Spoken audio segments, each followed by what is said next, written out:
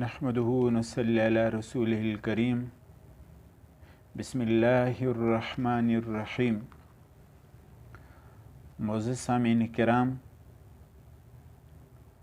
آج کے اس لیسن اور سبق میں ہم چلہ کشی اور ریاضت کے کچھ ضروری شرائط بیان کرتے ہیں۔ اس کے بعد پھر ترتیب وار ہمارے عملیات کا جو فری کورس ہے اس کو شروع کرتے ہیں۔ تو ریاضت اور چلہ کشی کے لیے جو بنیادی شرائط ہے ہم وہ قارئین کرام کے سامنے بیان فرماتے ہیں۔ سب سے پہلے شرط یہ ہے ریاضت اور چلہ کشی کے لیے کہ خلوص شرط ہے۔ یہ ریاضت اور چلہ کشی کے لیے خلوص یہ پہلا شرط ہے کہ پڑھائی کا مقصد وہ صرف اللہ کی رضا اور مخلوق خدا کی خدمت کے لیے ہو۔ دوسری شرط وقت کی پابندی، یعنی جس طرح پہلے دن جس وقت پہ اپنے عمل کو شروع کر دیا تو آخری چلہ کے آخری دن تک اسی وقت پہ اس عمل کو کرتے رہے۔ ایسا نہ ہو کہ پہلی رات 9 بجے پہ پڑھائی شروع کر دی تو اگلی رات پھر 8 بجے پہ یا پھر 10 بجے پہ یا 11 پہ، نہیں، ایسا نہیں ہو سکتا۔ اس طرح سے یہ نقصان کا سبب بن سکتا ہے۔ تو شروع دن سے ایک وقت متعین کرے اور روزانہ وقت مقررہ پر اپنے پڑھائی کو شروع کر دے۔ تیسری شرط جگہ کی پابندی، یعنی جس طرح پہلے دن جس جگہ پہ عمل کو شروع کیا تو آخری دن تک اسی جگہ پہ اس عمل کو کرتا رہے۔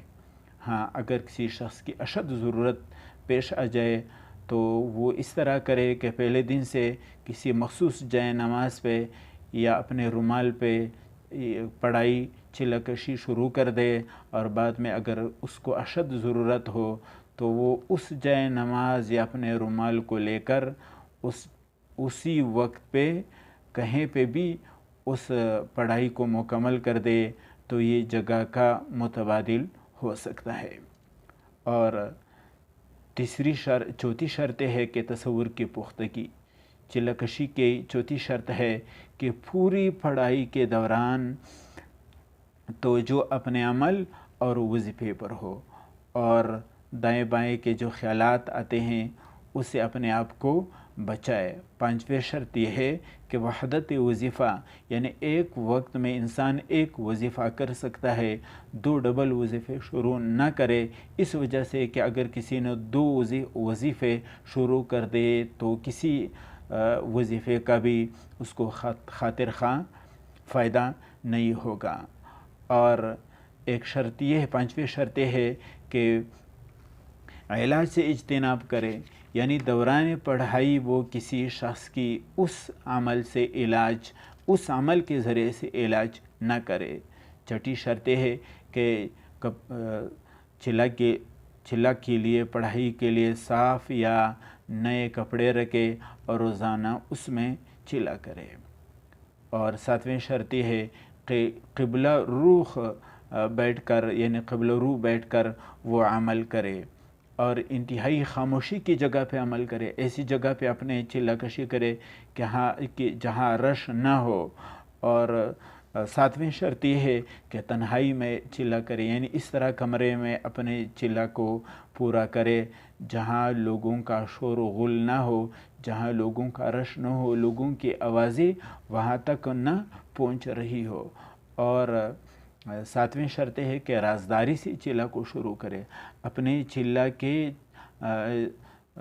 شروع کرنے کا چرچا لوگوں میں نہ کرے کہ میں نے فلان وظیفے کا چلہ شروع کیا ہے یا فلان آیت کا چلہ شروع کیا ہے، بلکہ صرف آپ کے شیخ، آپ کے استاد کو اس کا علم ہو، اور اگر میں اپنی والدہ کو یا والد کو بتا سکتے ہیں، باقی محلے میں یا اڑوس پڑوس میں یا رشتہ داروں کو اس چلہ کے متعلق کسی کو بھی نہ بتائے۔ اور اسی طرح ताम का भी ख्याल रखे, क़िल्लत ताम का लिहाज करे यानी कम खाए, क़िल्लत मनाम का भी ख्याल रखे, कम सोए, और क़िल्लत इख्तिलाफ माल अनाम का भी ख़ास ख्याल रखे यानी लोगों से मिलाप भी कम रखे। तो और 8वां शर्त ये है कि अगर हो सकता है तो रोज़ाना रात को जब आप चूल्हा पढ़ाई शुरू करते हैं तो उसके लिए नया गुस्ल करें, और अगर नहीं कर सकते तो पहले दिन गुस्ल करें, उसके बाद फिर सिर्फ ताज़ा वज़ू करें और गुस्ल की ज़रूरत नहीं है। और अगर अच्छी खुशबू मैसर हो तो एक अच्छी खुशबू अपने कपड़ों पे लगाए और दौरान अमल भी इस खुशबू को लगा सकते हैं। और एक शर्त यह है कि परहेज़ जलाली और परहेज़ जमाली, किसी भी किस्म के जानवर से इस्तेफादा करने से बचने को जलाली परहेज़ कहते हैं। मसलन इसके मुतालिक मैं मुस्तकिल एक वीडियो भी बनाऊंगा कि परहेज़ जलाली और परहेज़ जमाली किस चीज़ को